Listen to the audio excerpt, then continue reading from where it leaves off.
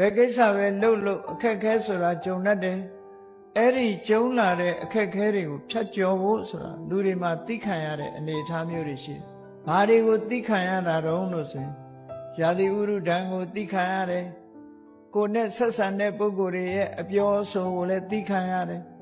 ။ယောဂဝေဒနာဖြစ်ပေါ်လာလို့ရှိရင်လည်းယောဂဝေဒနာကိုသိခံရ။အဲ့ဒီသိခံမှုဆိုတဲ့မျိုးစုံအောင်သိခံ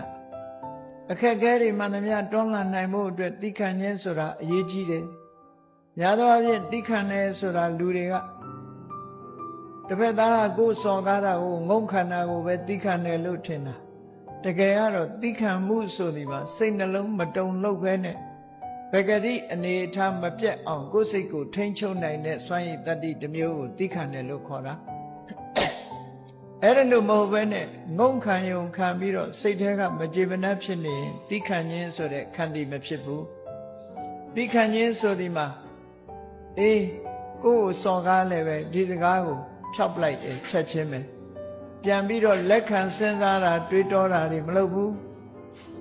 တွေးတောတာမလုပ်ဘူးဒါဟာသိခံအပူဒဏ်အေးဒဏ်ဆာလောင်တဲ့အတန်တွေ